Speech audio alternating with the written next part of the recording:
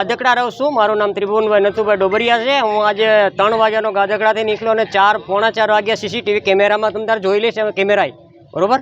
અને આ કાલે આવ્યો તો કાલે કે તમે ટોકન લઈ લેજો, એટલે અમે વહેલા આવીને આ ટોકન લેવા આવ્યો તો આજ તો બંધ છે, રજા છે એમ કહી દો 4 દિવસની. એટલે તો એને બોર્ડ મારવું જોઈએ ને કે રજા હોય તો 4 દિવસની રજા હોય તો. મારું નામ શૈલેષભાઈ કાળુભાઈ સાવલિયા. હું બોગરિયાણીથી આવું છું. આ 3 દિવસથી ધક્કા ખાઉં છું સાહેબ. તો 3 દિવસની અંદર આ આધાર કાર્ડ ક્યાંય લિંક થતું નથી, ક્યાંય નામ સુધારા થતા નથી. તો આ વસ્તુ સરકારને કરવી દેવી પડે. અને અમારો રાહતીનો સામનો અત્યારે વરસાદનું વાતાવરણ છે. એક દિવસ અહીંયા આખો દિવસ અહીંયા પલળીને અમે આખો દિવસ રહી છીએ. તો સરકારને એટલું જરીક અમે સરકારશ્રીને વિનંતી કરીએ કે ભાઈ આ વસ્તુ કરો તમે જલ્દી ને જલ્દી.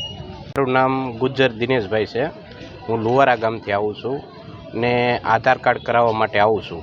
આજ 3 દિવસથી હું અહીંયા આવું છું, પણ એ લોકો એમ કે ટોકન ન હોય એટલે આપણે રાખ થઈને જતા રહીએ ઘરે. ભાઈ ટોકન નથી એટલે હાલો જઈ બીજા દિવસે આવીએ તો ટોકન 40 જણાને મળે. 40 જણાને મળે તો બીજા એની વગરના 75 જેવું માણસ હોય બીજું, તો એની હારે બધાને જતું રહેવાનું રહે. તો આવું શું કામ હોવું જોઈએ એમ? તો આ લોકો આધાર કાર્ડની સુવિધા કરે છે તો એને સેમ ટુ સેમ કાઢી દેવા પડે ને. આધાર કાર્ડ સિવાય કયું એવું કામ છે કે આધાર કાર્ડ સિવાય કામ થાય ને? કામ થાય નહીં તો કરવાનું શું? આધાર કાર્ડ જ ન નીકળે, મુદ્દો જ ન નીકળે તો કરવાનું શું એની પાછળ?